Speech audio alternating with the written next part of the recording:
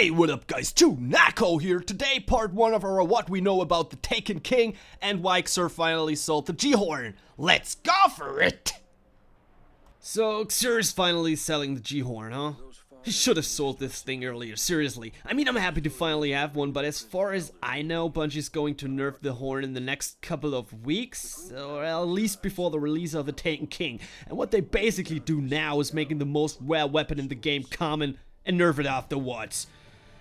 Oh my god. I think I have to enjoy the few days I have with my unnerved horn. Now let's get to the point and let's see what we knew about the Taken King so far. First of all, we have a new kind of enemy. For me, they kinda look like model recycling. Add some new flashy lighting effects on it and some spikes and shit, and there you go. New enemies born. To be honest, I was kinda disappointed when I saw the first screenshots. Not that creative, huh? I mean, 500 people working on this, Bungie? Gotta be kidding me. Well, at least they're gonna add some new variety of attacks to the new enemies. For example, we're gonna have some Cabals with healing bubbles that shoot shit out of their shields. Thinking of that makes me cringe. The opening cinematic will be narrated by our new ghost Nolan North. Despite a weird sentimental attachment to Dinklage's dryline reading by this point, this change can only help the game. North is a pro and is going to give a much better effort than Dinklage did. Removing the old performance from the game entirely is a pretty drastic step, but I do think it's necessary. I'm fully in support of our new Ghost Overlord. You'll no longer be able to ask in legendaries, maybe. This is definitely the most controversial piece of information we've heard yet, though it's not entirely clear on what it means for certain. The operating theory is that while exotics can still be asked candid in year 2, current gen legendaries will have to be left behind. But Destiny community manager Cosmo has said that players shouldn't start dismantling everything yet. There seems to be more clarification coming on this. Now let's talk about the new level system. The new level cap is 40 and no longer requires light levels. This is another mysterious change where your level is no longer tied to gear drops that jank up your light level. Light level hasn't been the worst thing in Destiny, but it's always been a pretty clumsy system.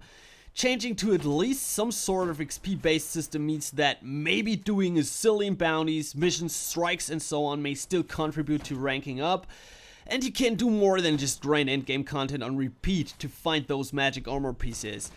Still, I wonder if the jump from 39 to 40 may just be like beat the new raid instead of beat the raid 10 times to find the right armor. Which would still technically lock away max level behind the ultimate endgame, for better or worse. Again, there's more to learn about this new system, but doing away the light level is fine by me. Perk customization. All items will offer perk customization, including weapons, armor, class items, and even your ghost. Part of me is pissed by how much perk rerolling has taken over the game, but I understand a lot of people like it, so it makes sense to extend it to armor. I'm waiting to hear what perk customization on class items and your ghost entails. However, that's certain an intriguing thought. Quest lines. There are new class quest lines, including quests for the new subclasses and added quest lines for the older subclasses that introduce you to them and give some backstory. Oh, now this is pretty cool. We know by now that the new subclasses in the game will be unlocked by going on a mission relating to each of them, but I didn't know they were putting in other missions for the old subclasses. That's like 9 missions in total? In a game with barely 30 or so? If I had to guess, these might be pretty short. Oh, and check this one out. This sounds interesting. The gunsmith has his own reputation meter now. Let you test prototype weapons in the field, and with higher rep you can order a weapon once a week that will be delivered on Wednesday with a random set of perks. The gunsmith has gotten more useful since the assigned rerolling to him, but I'm curious to hear more about this special order weapon. This seems like a way to keep people coming back to the game. And speaking of weapons, there's a new exotic called Sleeper Simulant, a fusion rival that sits in the heavy slot and acts as a railgun, overpenetrates and bounces off walls. A railgun has been suggested for a while now as a new type of heavy weapon. I wonder if Sleeper Simulant is just an out-of-slot exotic like the M-Class or the Universal Remote, or if railgun could be a new class. This sounds awesome. The game really does need a new heavy weapon type. Ah, and by the way, some of the new exotics are tied to quests. One example requires that you explore the Dreadnought and find hidden pieces throughout. I'd heard about exploration in the new zones as a way to get an exotic, and that's a very cool idea. Exotic bounties are always great, except when they tie into PvP. So any riff on that idea is a welcome addition.